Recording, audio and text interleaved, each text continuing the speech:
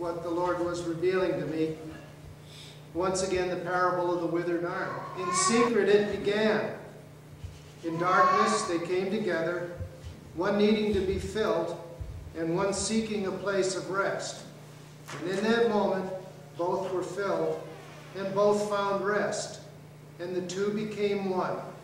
And the sign that followed was a single cell that was two cells in agreement.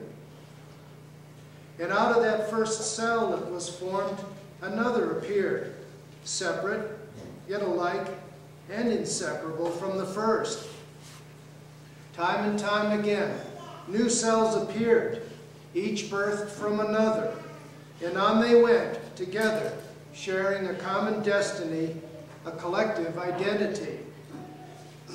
One day one cell said, "I am called to become bone," while his brother said, "This day I am become blood, and I must go from you. But know this, though we are apart for a time, in my heart I will never leave you nor forsake you. Surely I will return to you." And so it went. They became billions as the body grew, and that bone was forgotten in the body. And the body began withholding the blood from that bone, not seeing the need. Shunned and neglected by the body, it became useless, a withered arm. Yet remained one with its brothers in destiny. But the blood cried out to the Father for his brother the bone. "Hosanna," he cried, "defend and deliver, for this body does not know what it is doing." So Christ defended the bone and commanded the body, "Stretch forth your withered arm." And immediately the body released the blood to his brother, revealing the strength, purpose, and beauty of his original calling to the glory of God. In Ephesians chapter 4, verses 4 through 6, the NIV version, "For there is one body and one Spirit, just as you were called to one hope when you were called, one Lord, one faith, one baptism, one God and Father of all, who is over all and through all and in all." And on in verses 15 and 16, also in Ephesians 4, "Instead, speaking the truth in love, we will in all things grow up into him who is the head, that is Christ. From him the whole body, joined and held together by every supporting ligament, grows and builds itself up in love as each part does its work." Again, chapter 1, verses 22 and 23, this is the New American Standard Version. "And he put all things in subjection under his feet, and gave him as head over all things to the church, which is his body, the fullness of him who fills all in all."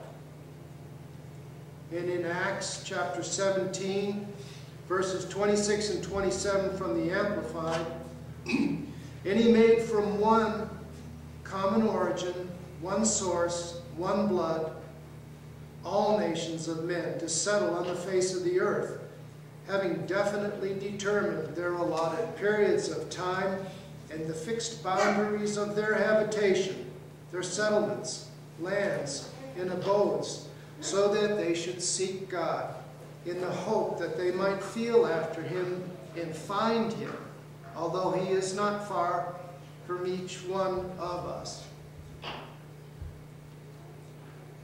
And the question is the blood crying out for deliverance? Can this be our own withered arm on the streets of Uganda? Could Christ be saying to the church, "Stretch forth your withered arm"? We're each only one cell, and the body is so many. But remember, if it were not for one faithful cell, birthed from the agreement of two, there would never have been another. In Matthew chapter 18, verse 19, in the New American Standard, it says, "Again I say to you, that if two of you agree on earth about anything that they may ask, it shall be done for them by my Father who is in heaven." Who will agree that Christ is calling the body to send his life's blood to these cut off from hope and purpose?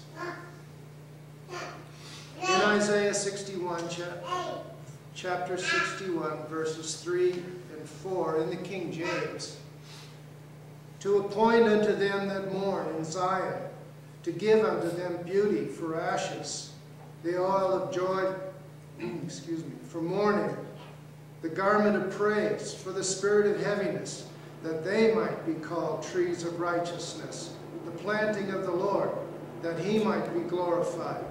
And they shall build the old wastes, they shall raise up the former desolations, and they shall repair the waste cities, the desolations of many generations." Please ask the Lord if he would have you join in this work. The fields are already white to harvest. Thank you for hearing this call.